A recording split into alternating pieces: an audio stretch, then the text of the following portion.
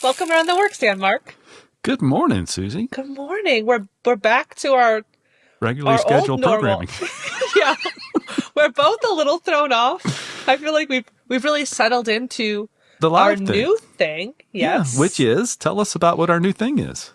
We're doing the Workstand Daily. Yeah, so we get together every morning. Well, most mornings. 4 days last week, and we talk about specific topics that could be helpful to our merchants and as they use the Workstand tool set. Yeah. So every day at 9:30 Mountain Standard Time. Yes. We go live, but you can still catch it. If you're not live, you can still find those episodes. We record them on YouTube, and then do they end up anywhere else? Not currently, but they're in a nice little playlist called Around the Workstand Daily.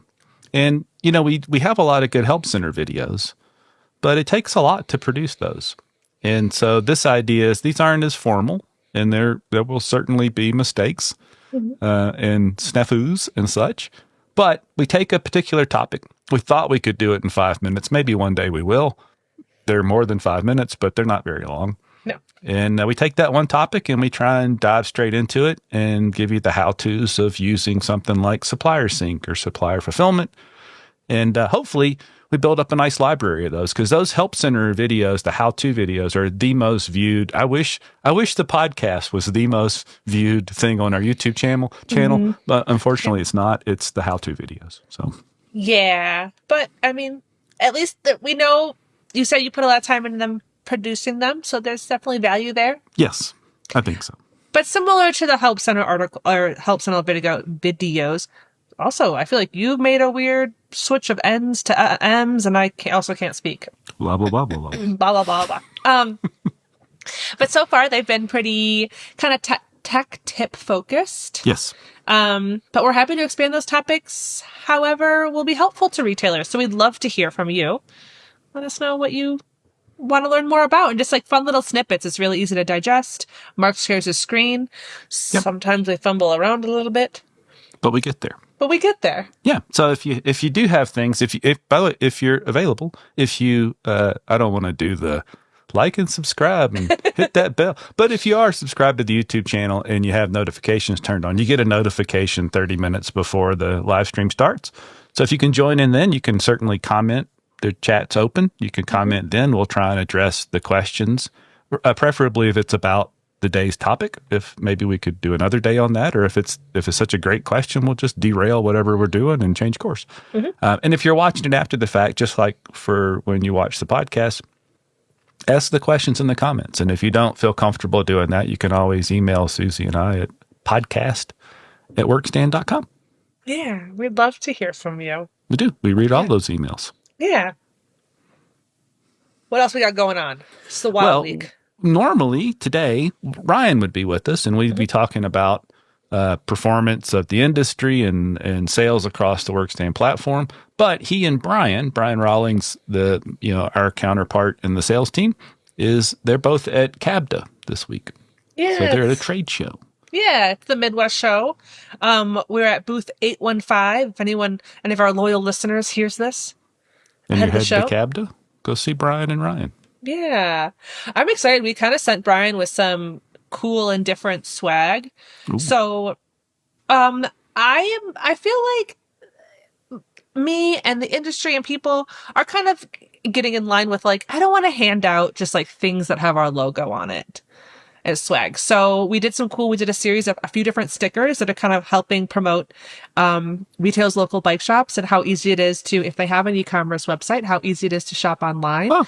So we did some cool, like, shop online, pick up in store, go ride, a few different designs, and then some digital assets. So then folks can, so at the booth, we have like some business cards with a QR code or a URL, whatever works best for you. They can grab some complimentary social and email and some website graphics. Outstanding. So I'm going to send them out post CABDA too. So specifically the digital graphics, I'm going to see if I can get a hold of some of the stickers and send them out as well. But yeah. Maybe we can get some of those and show them here on the screen. Yes. Yeah. I'll send you things. Perfect. Yeah. So I'm excited. if you're there, go see Brian and Ryan. Ask good questions. We used to get to go at least once a year to Interbike and hang out with folks. So this is our chance to meet existing clients and talk to new folks that might want to join us at Workstand. Yeah, that's what I think if I had the opportunity to go to trade shows, I'd love to talk to existing retailers and like kind of just look at their website or chat about their current marketing efforts together. I think that would be very fun. Yeah. Excellent. Cool. Well, we talked a little bit about marketing. I think maybe get a little check-in of what is working best for Workstand retailers right now. Yeah. The theme has been Google Ads for a while. That continues, I think. Yeah. Mm-hmm. Yeah, we had a great talk about that last month, right? Yeah. Yeah. Yeah, I think that's the lever that we have that has continued. And of course, it's partly because it's how people are shopping these days, but it's partly because Google wants it that way. And they're big enough to influence the market. And so back when I was in the stockbroking business, there was a phrase called, you got to play the tape you're given, not the one you want, which means you got to kind of work in the market you have, not the one you wish it had. And that certainly means that paid Google ads have been very successful. So that doesn't mean you don't need to work on your website and follow best practice. It doesn't mean that search engine optimization or organic search SEO isn't still important. It still is. And it doesn't mean it isn't still a big driver of the success of a website. It just means at some point, for certain goals and for certain growth metrics, paying for those Google ads has been highly successful.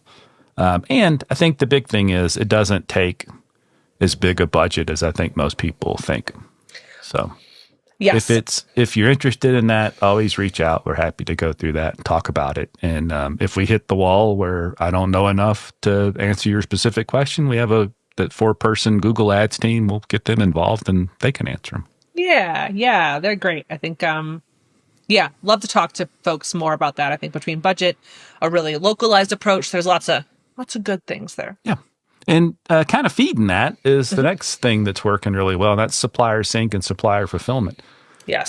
That kind of comes and goes especially the fulfillment part. For some retailers, it's never been a big part of the business. And for some, it's been a keystone of their online sales. For most, I think it's been something great to have for when an order comes in and you're not ready to place a stocking order for anything, to have that ability to push a button and delegate the pick, packing, and shipping of an order to one of your key suppliers has been a big thing.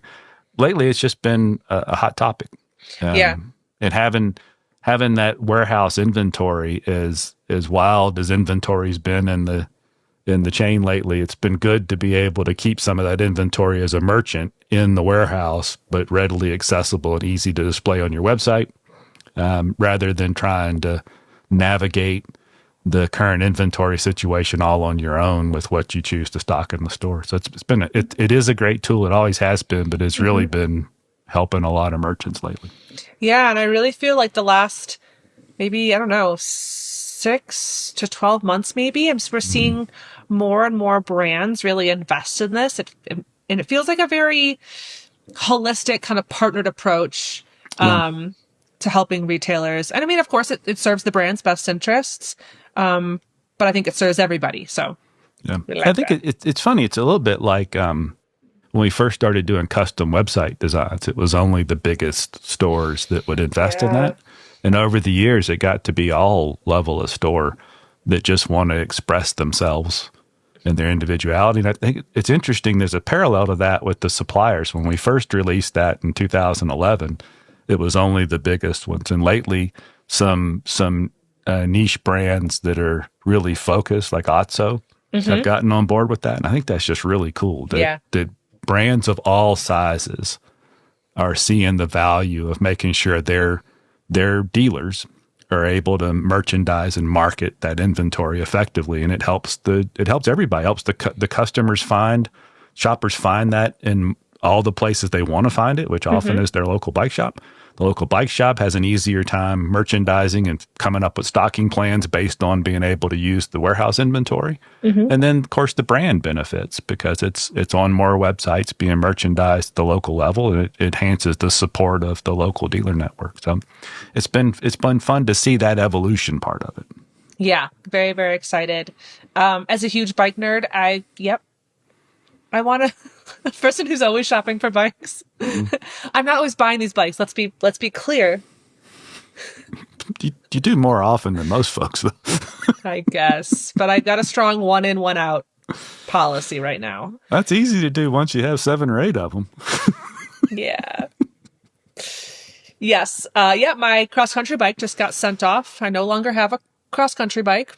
Oh, no. I know. Whatever will you do? Don't worry, I have 2 other mountain bikes. It's also winter. So like anyway, enough about me. Sorry, we always do this. Um another really cool thing we've got going on that retailers it's been kind of becoming more popular.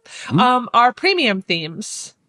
Yeah. So we're able to offer retailers a kind of a semi-custom website design at a fraction of the cost. Yeah. Did that feel like a marketing pitch? It kind of felt like it. It is. It's okay. We have solutions. Some of those solutions require investment. So Yes. Beyond the normal subscription. But it's I don't know, we just do such good design work on both custom landing pages and custom design websites and our premium content packages that it just at some point it just seems silly that we weren't taking that design work and using it to come up with these themes, because custom websites can cost, and we do a dozen or 2 dozen full custom design, whatever you want it to be. It can be website projects every year. They can range wildly from around $4,000 to more than $10,000. Most of them are in the $5,000, $6,000, or $7,000 range. But these premium themes have that same level of design professionalism. It's just we've already done the work, and so it's not going to be custom to you. But we don't sell that. We have a lot of these options as far as dozens of these what could be a premium theme, and we won't sell that many. So yeah, it won't be completely unique, but it can help you express more of a design aesthetic on the site that aligns with your physical location for a lot less investment, because we've already done a lot of the design work, and we can certainly always swap images and colors like you always remind people. And so you do get to have some input to it, and it really dresses the site up. And that's something that is always, a question we get is, can I make it mine? And absolutely you can. And of course, that isn't even the entry point. Sometimes you can get in there and rework your homepage. We've got sample homepages that help you do that. That doesn't cost any extra. You just get in there and do that. Or we can do what we call homepage makeovers, where we let our creative team, the same people that design all the other stuff, we let them just rearrange things using the tools. And those projects aren't nearly as costly, but it's important to keep the website updated. Yeah, I love the homepage makeover as just kind of like, I think, creates a bit of a template for the retailer to work off of. Yeah, it's a reset of sorts. Because we're not doing any design work. We're just using the existing tools that our merchants could use.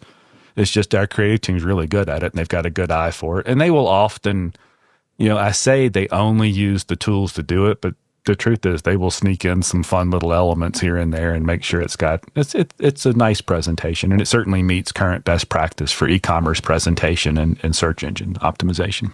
Yeah, absolutely. Yeah.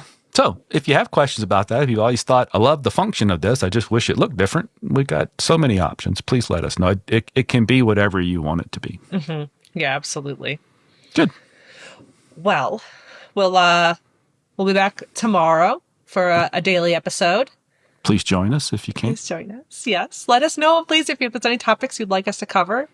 Otherwise we'll be back in 2 weeks with our regular Around the Workstand, kind of continuing our How to Market Your Business series. Yeah, get on that train, because that's going to be fun, and actionable tips to really help bring marketing into a point where you can make it happen on a consistent basis, and that's important. Susie's done a really good job planning that out. I'm pretty excited about it. Thank you. I'm excited. I really hope some retailers will find it helpful. We're kind of, it's a lot to cover, so we're breaking everything up in different ways, and but I guess until then, We'll see you around the workstand. We'll see you around the workstand.